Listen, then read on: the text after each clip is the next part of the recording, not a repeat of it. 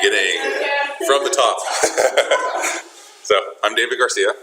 I'm a programmer over at Icon Building Systems. We build and design metal buildings like airplane hangars, warehouses, steel homes, all sorts of fun stuff with steel.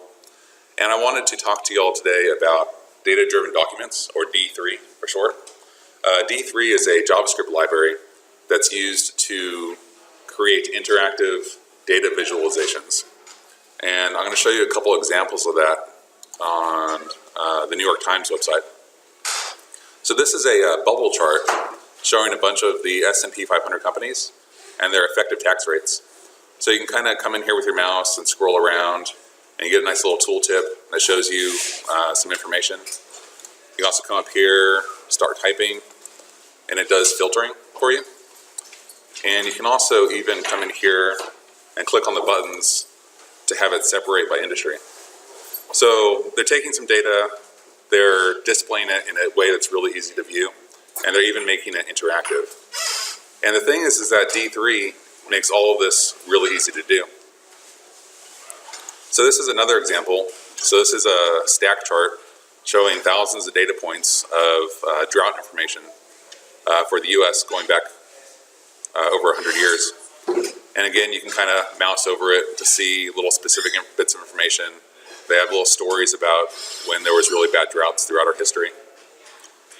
So, you know, easy, simple, fun. And again, this is like really easy to do in D3. So here's another one. This is dissecting a trailer.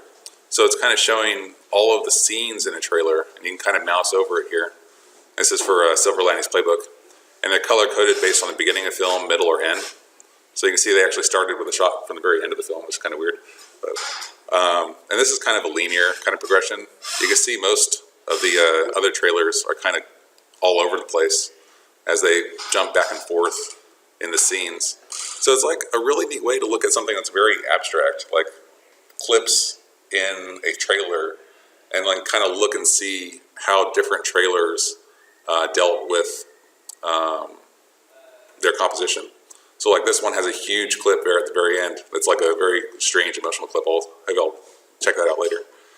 But yeah, it's and this one's like super fast cuts all through the beginning here. So it's pretty neat.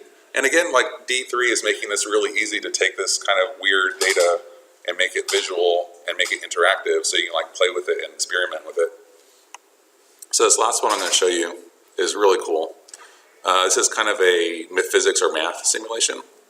And what it's doing is it's drawing a Hamilton graph based on the notation over here. So we can change this, be like 89. All right, let's do something smaller.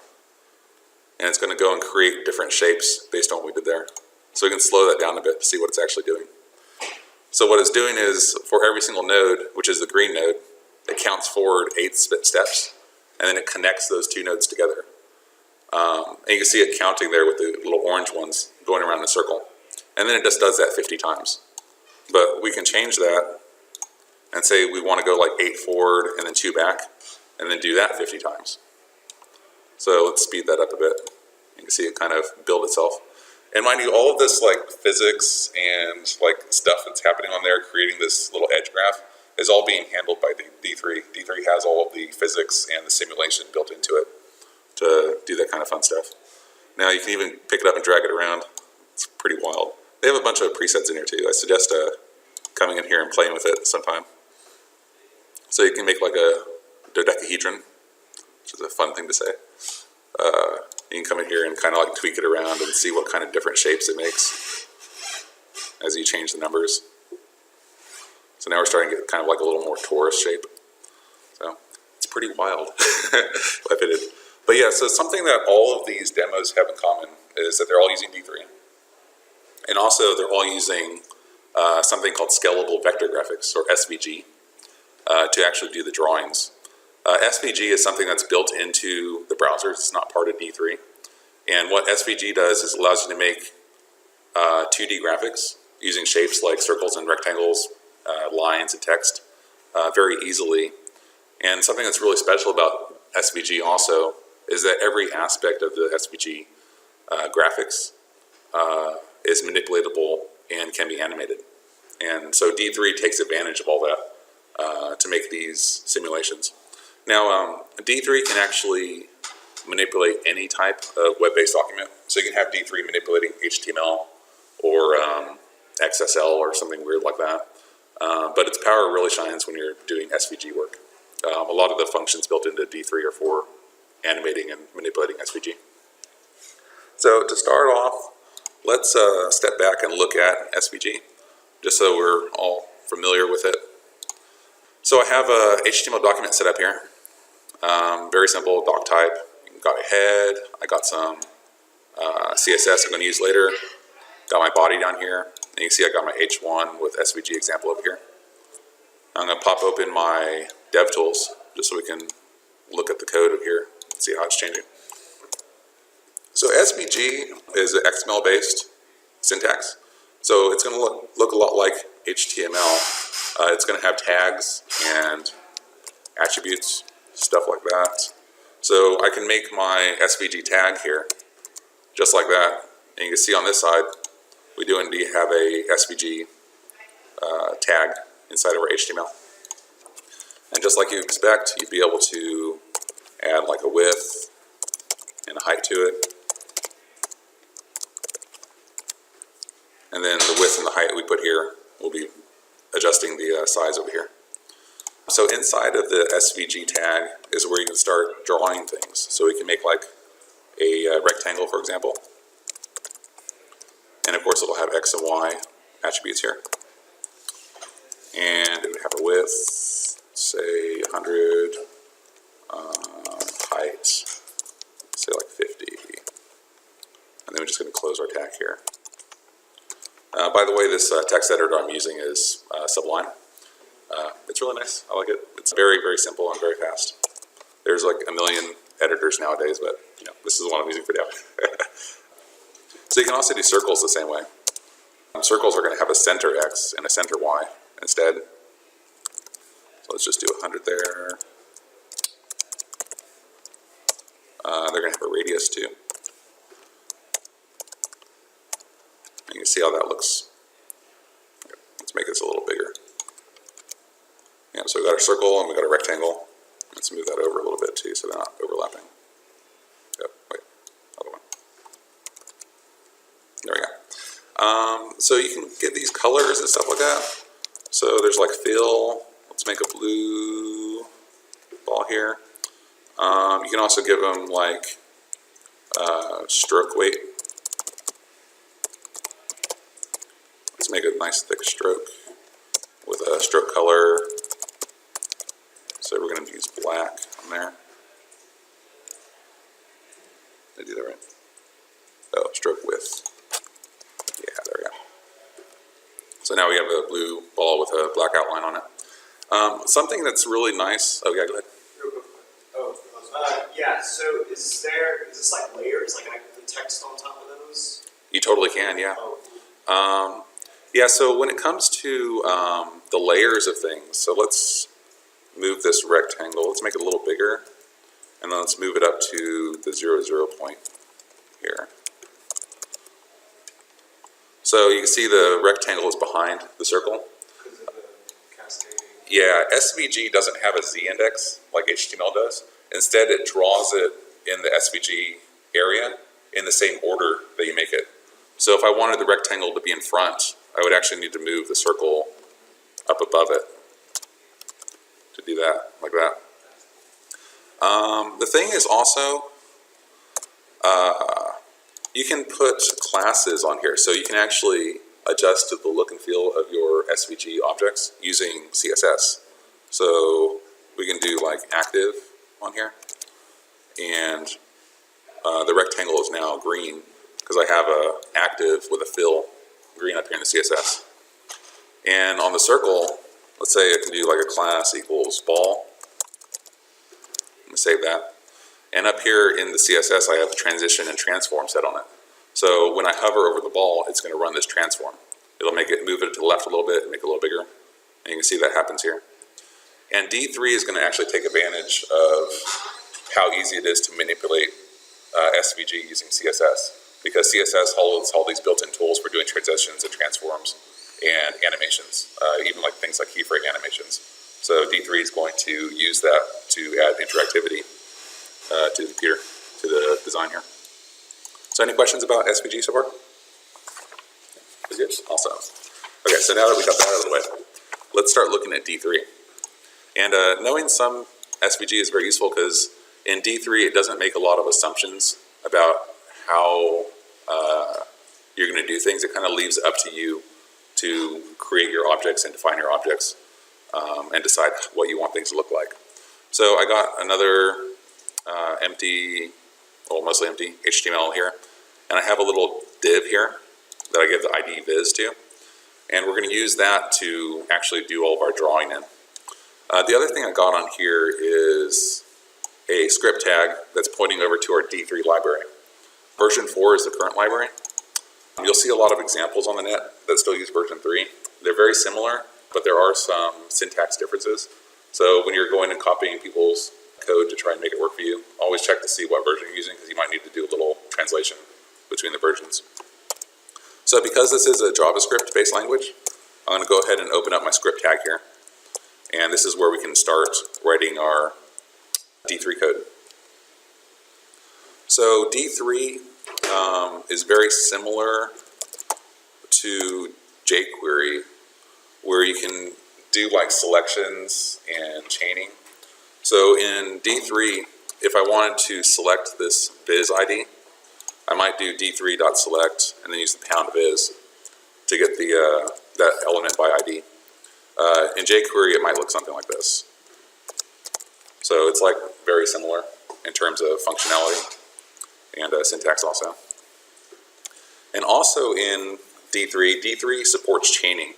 So once I got my viz here, I can actually just start doing things to it. So I can do append, I can append a paragraph, and let's pull up the, so we got our div, and we have an empty paragraph in there. And then to that paragraph, we can start putting text in.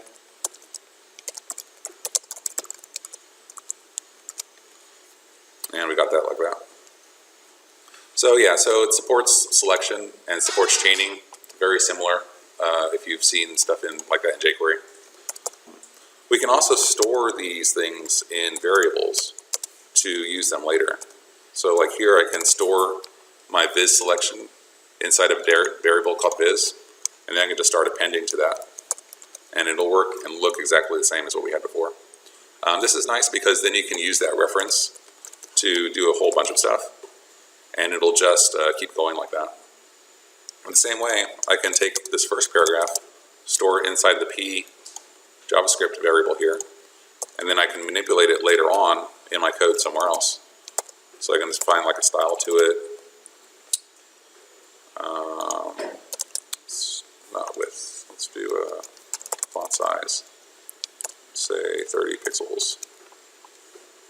And then it'll make the first one huge, but it won't mess with the other ones because we're only storing that first instance of the paragraph inside of this variable and then manipulating it later.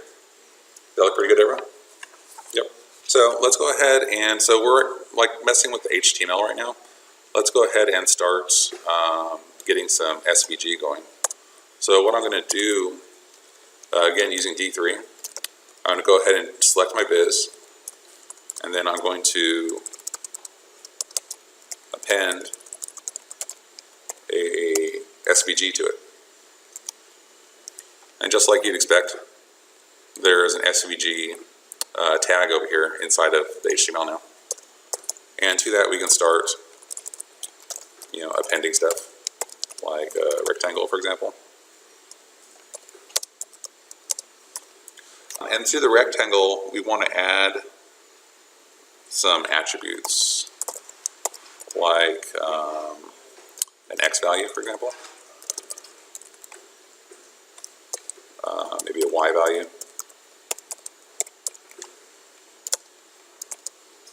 Actually, those can be just numbers, so don't have to be text. And width.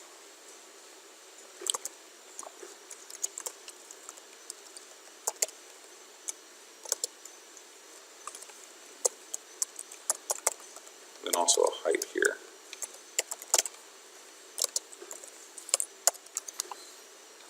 Yeah, so just like before, now we're actually drawing our SVG inside of D3. So this D3 box is a little small. The default one is 300 by 150. So let's take the SVG and make it a little bigger too. So I'm going to do the same thing. I'm going to do a width. Let's do 500, and then we can do like a height.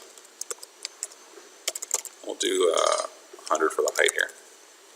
It'll give us a little more room to mess with things. And you can see over here we have width and height 100, 500.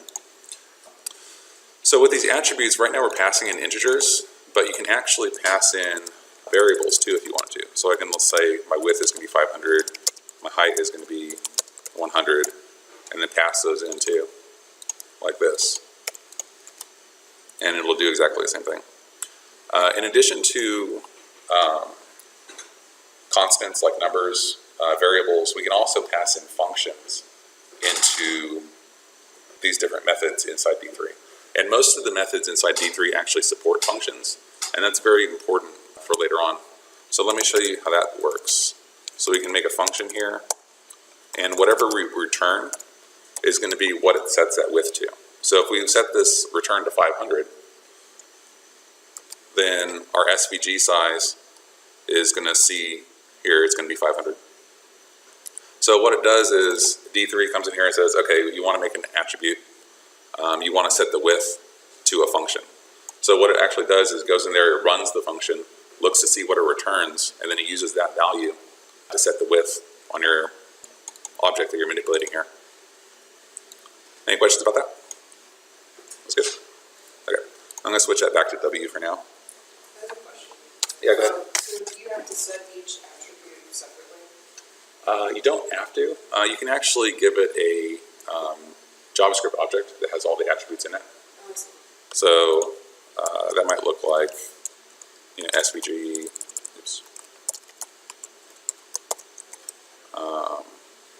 Then you have your, kind of like this. And then you do your width, you know, 100, height, 200, that kind of stuff. So if you already have a JavaScript JSON object that has all the attributes in it that you want, then you just toss it in there like that. Or not JSON, but a JavaScript object. Yeah. Yeah, but usually it depends. I mean, later on we'll actually be using functions for every single attribute. So in that case, you could probably do that in JSON using a JavaScript object, but it would be a lot cleaner. So this is so you can actually go and draw entire scenes like this, just appending different shapes to your SVG. But what we really want to do in D3 is have it create the shapes based on data we give it. So for now, let's make a little data here. We'll call it data set. And it's just going to be an array of integers. So let's hear some numbers between 0 and 100. 11. Anyone else? 33. 33, yeah. 25.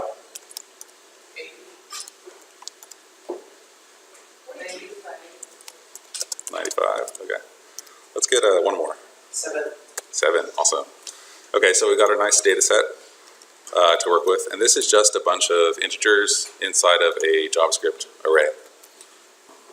So what we want to do, there's actually 3 steps to getting your D3 to start making objects using your data. So the first thing you want to do, okay, so we're going to tell it, hey, we're going to use SVG. We're going to tell it what we're going to make. So I'm going to do select all, and I'm going to tell it that we're going to make rectangles. After that, we have to tell it what data we're going to use. So we're using chaining here. We're just going to pass in our data set, and that's the data set we defined up here. After that, we need to call enter. And what enter is going to do, it's going to say everything that follows after this, do all of that for each bit of data in my array. So we're passing in 8 integers here, and everything that follows this enter, it's going to do 8 times. It's going to do it once for each of these. So we want to make the rectangles, so I'm just going to bring this up. So after it calls enter, it's going to look at our data set, and it's going to kind of traverse each one and call all of this for each of those. So let's go ahead and save that and see if it works. So we have a rectangle here again, and you see we actually have 8 rectangles in here. And they're all kind of stacked on top of each other because we're not inputting any data into it right now. We're just telling it, hey, build 8 rectangles with these attributes on it. So what we want to do is change our height and use these values up here for our height. So how we do that is we're going to call a function like we saw before, and whatever we return here is going to be the height. So to get the data in, you put one parameter on your function. I'm just going to call it D. You can call it whatever you want. And D is going to be the value of each of those as it goes and cycles through. So of course we're going to do return D and see what that does. So now we have our rectangles and they're all different heights, and you can see the height here corresponds with the numbers that we entered up here. So that looks really good, but they're all still stacked. So what we're going to do is adjust the x value because we want to space them out x-wise, right? Okay. So we're going to do a function, and we're going to return something here. Now, in addition to getting the data, you can also get 2 parameters here. And the second parameter, which I'm calling I, is going to be the index. So we can do I times 20 to space them out because we're using a width of 20 right now. So the first I is going to be 0, and for the next data it's going to be 1, and then 2, 3, 4, 5 as it goes down. And we still need to ask for data, even though we're not using it here, just because you need 2 parameters on your function. So the first parameter is going to be data, the second parameter is going to be your index. Let's go ahead and save that and see what happens. So we got a bar chart. How about that? The only thing is that bar chart right now is actually upside down. So you remember when we were looking at SVG earlier, the 0, 0 point's actually on the top left. So if we want our bar chart to go from the bottom up instead of the top down, we need to kind of squish all of the bars to the bottom. So you can imagine if you had 100 pixels of visibility and you had a bar that was 90 pixels tall, you need to move that down 10 pixels. Same way if you had 100 and you had 75 bar, you need to move that down 25.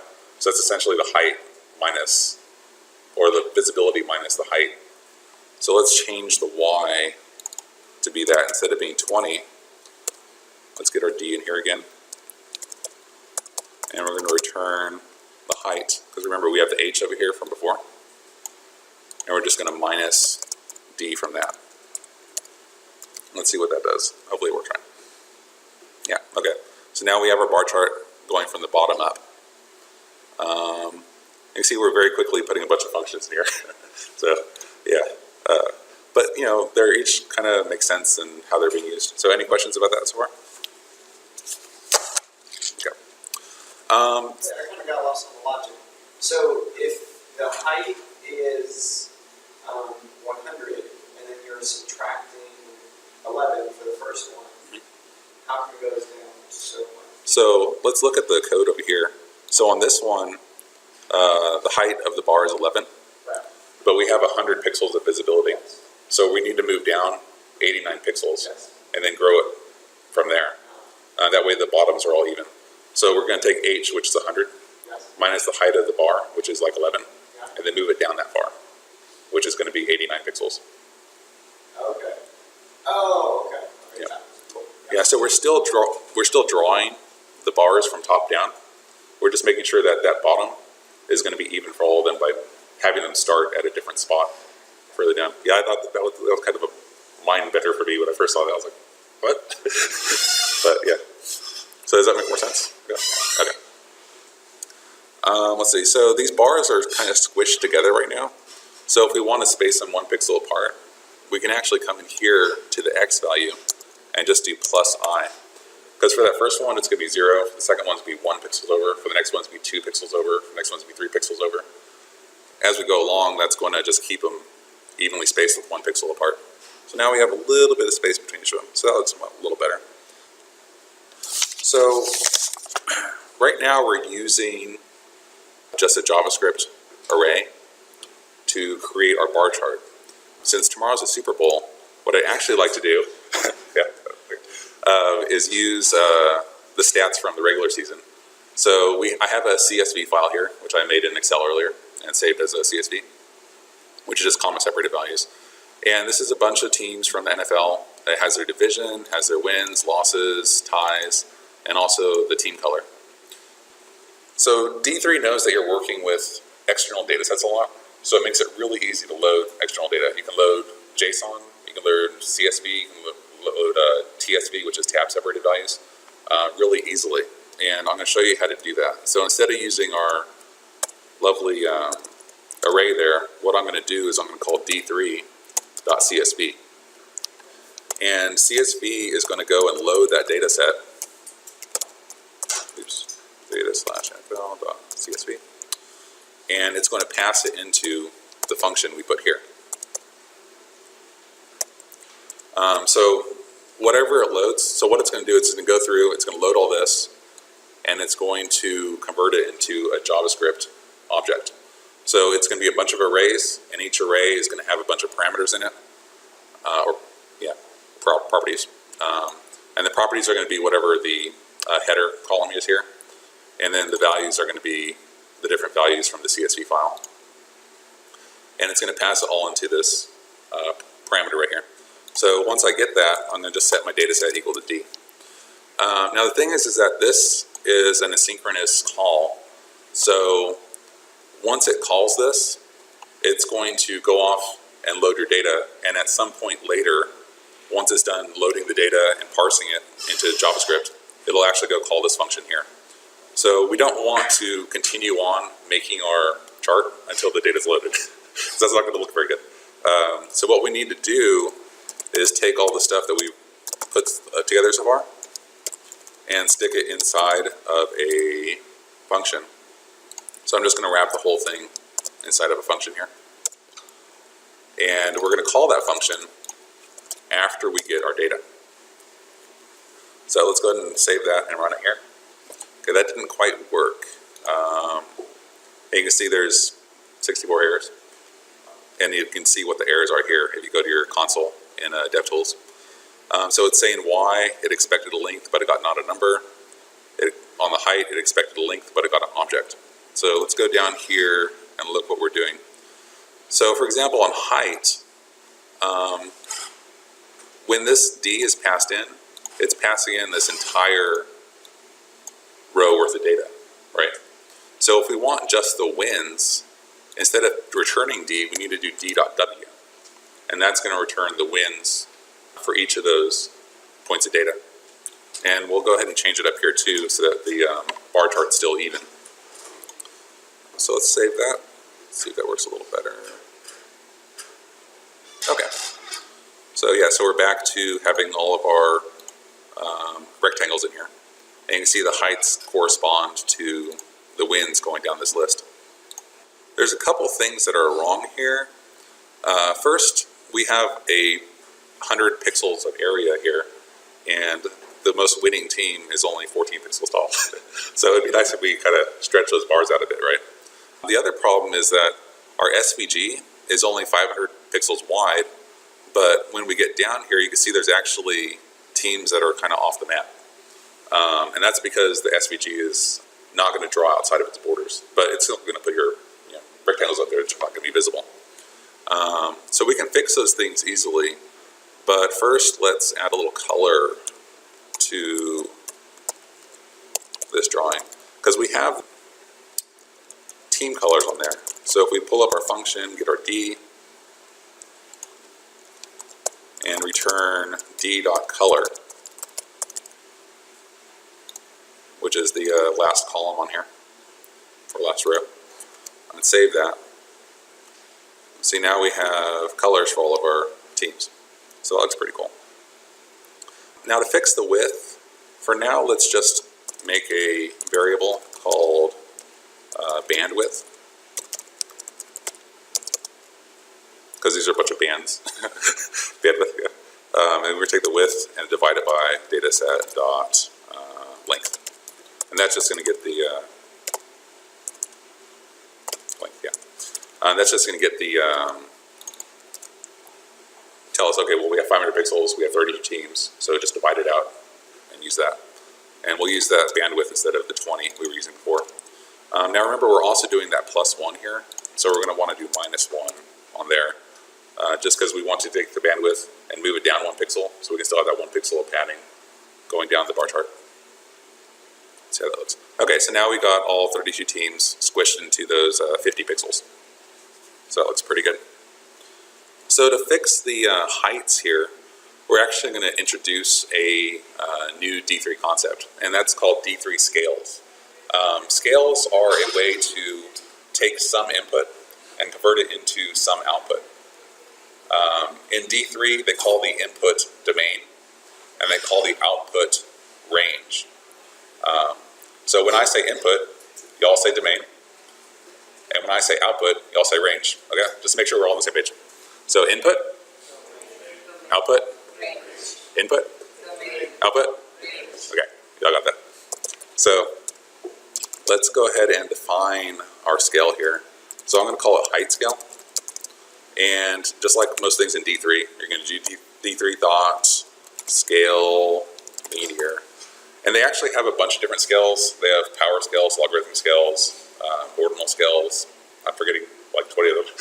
But yeah, they have a lot of different scales. And then after we define it to say, hey, we want a scale, then we're just going to use chaining and start saying domain. And domain is going to be it's going to be a array, JavaScript array. So we're going to have our minimum and our maximum. So people can have up to 16 wins in the regular season. And we're going to define a range too. And again, that's going to be a JavaScript array. In this case, it's going to be 0 to h, which is the variable we defined earlier for the height of our bar chart. So when we toss 0 in there, it's going to return 0. And when we toss 16 in there, it's going to return 100. And then any values in between there, it'll just be linearly smooth, like that. And how you use it is a little weird. So height scale is actually a function at this point. So we can pass in our input, and it'll it'll return the output. So on our height, we're going to do height scale. We're going to pass in the number of wins, and that's going to return a value between 0 and 100. Then let's also do that here when we set our y, so that the bar charts move down correctly. So if we save this, it's going to stretch our bar chart based on the range and domain that we gave it up here. So any questions about that so far? That's good. Now, the next thing we want to do, so on bandwidth, earlier we took the width and just divided by the data length at -1. There's actually a scale that we can use inside of D3 that'll automate that for us, and we don't have to figure out the math. So what that's called is, I'm just going to create a new value here called band scale. It's going to be d3.scale band. And in this case, our domain, let's think about what that is. So going across here, our x value is actually the team names. So the first one here is, Patriots, and then blah, blah, blah, blah, going on and down. Cowboys are right there in the middle. So our x value is going to not be 0, 1, 2, 3, 4, 5. It's actually team names, Patriots, blah, blah, blah, blah, blah. So on the domain, what we want to pass in is teams, the names of the teams, which we'll create in just a second. Now on our range, it's going to be the same kind of thing. We're going to go 0 to width, whatever the width happens to be. But how do we get to this list of team names? And that needs to be a JavaScript array. So I'm just going to define it up here. What we can actually do is use a built-in function that's inside of JavaScript. It's not part of D3. You can actually use it anywhere in native JavaScript. And it's called map. And what map's going to do is it's going to go through your data set, and it's going to look at each data, and then it's going to run some function on it. And whatever that function returns is what it's going to create a new array from. So if I do d.team, and team is the first row, that CSV file.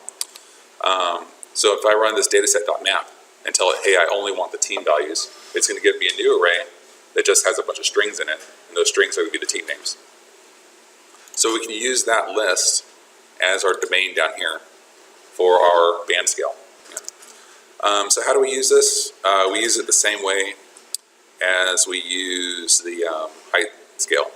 So here, instead of doing this I times bandwidth plus I, we're actually just going to say band scale, tell me what the X value should be for this team. And it's going to actually go and do all the math and figure out, okay, well, Patriots should be at 0 because they're all the way on the left. And, Cowboys should be around 250 because they're about in the middle. And also we have width here. So we were passing bandwidth in. Instead, let's use a function here. And let's return band scale dot bandwidth. And again, bandwidth is a value that it's calculating, saying, okay, well, I got 500 pixels of space. I'm going to divide it evenly by the number of items in my domain, so it's spaced out evenly. And again, it's like creating all that math for you. So you see we got nice bar chart there. But again, they're all squished together. D3 has a lot of options in it. For instance, one of them is padding. And it expects a value between 0 and 100. 0 would be no padding at all, which is what it defaults to. 100, or not 0, 0 and 1. 1 would be all padding, so there would be no bar charts. So if we do 0.1, we would get a little bit of padding in there. It's about 10% padding. So if we do 0.5, see it's a little skinny bar chart like that. So 0.1 looks pretty good, so we'll leave it at that. Any questions about scale so far? It's looking pretty good? Awesome. So now that we got our bar chart going, actually let me do one more thing. So we have the team names in here. It would be nice if when we moused over these, we can actually see which team it's pointing to, because I don't know who this is. I assume it's Atlanta, maybe, I don't know. We can actually do another thing here. Now, in HTML, you have the title attribute, so that when you mouse over something, it pops up that little thing so you can see what you're mousing over. In SVG, rather than using a title attribute, they actually have a title tag. So what I'm going to do is, so we're creating our rectangle up here, adding all these attributes to it, and then finally after that, I'm adding a title tag to it, just using the pen. And the text inside there is going to be a function, because you can call functions like everywhere inside D3. And we're just going to do d.team and see what that does. So now you can see we have a rectangle, and inside of that we have a title tag, rather than using a title attribute, because those don't work in SVG for whatever reason. And then we have Patriots in there. So if we move over this, we can see that's Patriots, that's Chiefs, Cowboys, there's Falcons finally, and Seahawks. But yeah, you can kind of mouse over it to see who's who. Does that make sense with the append and text? Yeah, that's good. Okay. So next, we have a nice bar chart here, but it's not interactive yet. What I'd like to do is be able to have a, let's say a checkbox where we can click it and it'll actually sort the values by wins or switch it back to the original view, which is kind of like the standings view. So let's just make a checkbox. And let's call it sort by wins. And then let's close that label. So now we got a checkbox here. You can kind of click it. It doesn't really do anything yet. Just like in jQuery or native JavaScript, D3 has event handlers. So we can say d3.select and say we want to grab our input and we want to create an on method here, or on event handler. So when on change happens, let's call toggle sort. And that works exactly the same way as it would in jQuery, where you can do like on click or on mouse move, that type of stuff. So this function, toggle sort, is going to be called every single time that someone checks or unchecks that box. Now the actual transitions in D3 have a lot of power and they have a lot of options, which makes them a little complex sometimes. But it's nice because it's also not too hard, because when we want to define a transition, all we have to do is say, hey, D3, so SVG is our, okay, well, I actually need to move this out here. So we need to use SVG later on. So I'm going to move the variable, instead of having it be confined inside of this function, I'm going to move it out here. And the same thing with band scale, because we're going to need that later. I'm going to move that up here too, just so it's accessible to both this function and the toggle sort function. So I'm going to say, hey, SVG, we want to do a transition. And that's going to let it know that we're going to start moving stuff around. What are we going to transition? We're going to transition all of our rectangles. Because over here inside of our SVG, right now we still have all these 32 rectangles, and we're going to want to be moving them around. So what is it that we want to move around? Well, we actually want to move around the x-axis, because when we do the sort, and we sort it from how it is now to highest wins to lowest wins, all we're going to do is move the bars left and right, which is just translating the x attribute on them. And again, it's going to be a function, and we're actually just going to use the same thing we used last time up here, where we did return band scale d.team. Because what we want to do is actually manipulate band scale to let D3 know that we want the order to be moved around. So let's save that. And right now when you click it, it's not doing anything because we haven't changed what band scale does yet. So let's go ahead and do that. So we're going to take our band scale, and the thing we want to change on it is the domain. Because right now, remember, the domain goes, Patriots, then Dolphins, then Bills, then Jets, then Steelers. That's kind of our domain. It's in that order. When we sort by wins, we're going to actually want it to go Patriots, Cowboys, then Chiefs, then Raiders, then on and on down the different teams. So if we take our band scale, we can actually redefine the domain by just calling the domain function. And all we need to do is pass in a new team order. So what does that team order look like? So if you remember earlier, we had our data set from before, and this is all of the CSV files that we loaded in. Way up here, yeah. What we can do is take our data set and do sort on it. So we actually, sort is another one of those JavaScript functions that is built in. And we're going to want to sort it by some function there. But after we get it sorted, and it's sorted to the new order, we can just do a map again. And that map is going to be like this. And again, we're going to return d.team. So what are we doing here? So we're taking our data set, we're sorting it in some arbitrary fashion. We haven't defined that yet. And then we're grabbing the list of teams off of it. And then we're going to use that as our team order here. So we're just going to do our map with our function, which is going to return a list of teams. We're going to store that array inside team order, and we use that to redefine our domain. So just a quick refresher on sorting, in case you haven't seen this before. When you pass a function to the sort function in array, you pass in a function that has two parameters on it, A and B. And what you're doing is you're telling it, hey, given A and given B, what order should they be in? This function is going to return an integer. If that integer is less than 0, then we're saying that A should come first. If it returns 0, then we're saying that A and B are equal. If that function returns something greater than 0, then B should come first.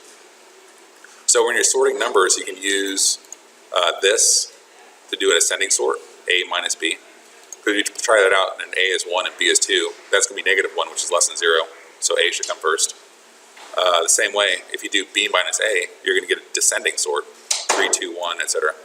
So when you think about sorting from wins, we want the biggest wins to be on the left, and we want it to go down from there. So we'll want to be using a descending sort in that case. So let's go create a sort pair here. And again, that's the function. Let's do it like this. That takes in A and B, and it returns some value here. In this case, we're going to just do B minus A, because we want it to be descending. So there's two different comparers we can do. We can do sort by wins.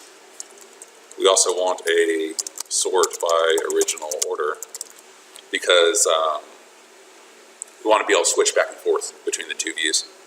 So let's go ahead and grab that, and we're just going to duplicate it and stick it down there.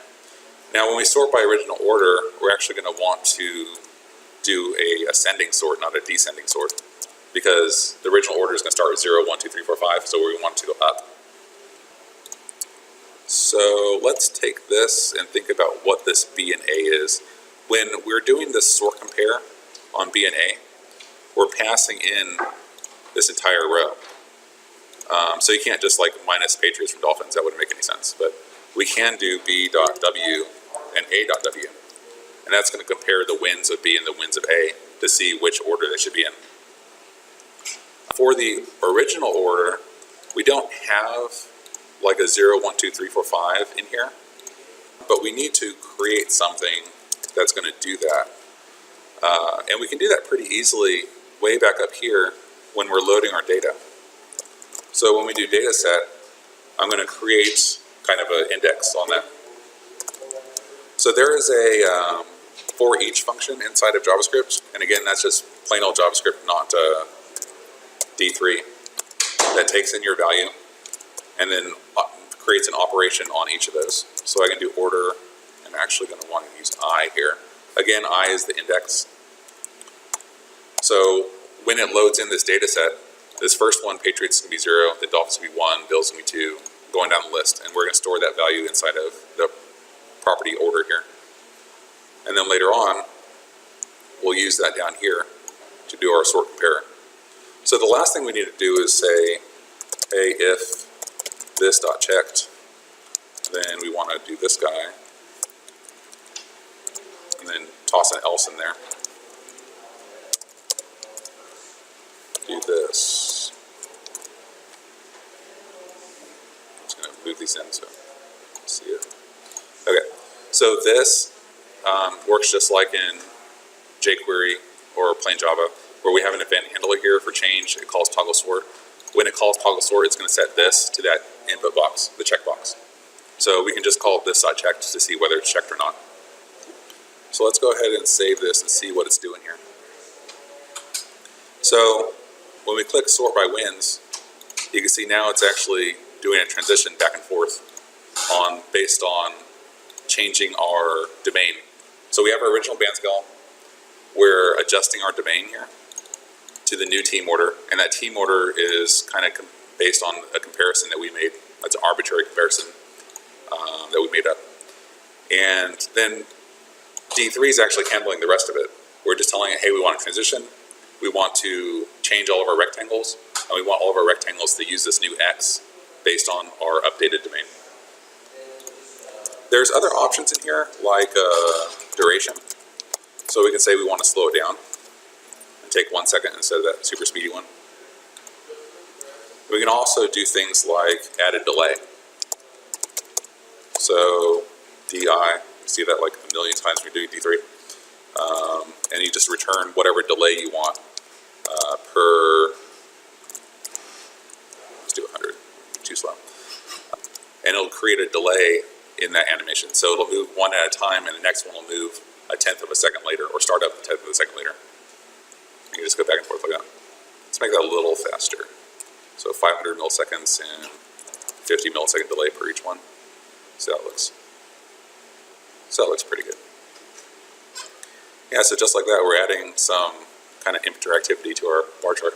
And kind of switch between division standings and sorting by wins.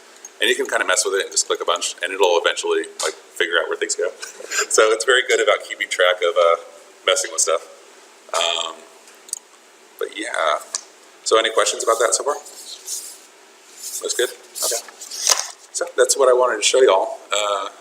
I encourage everyone to go and check out Mike Bostock's work.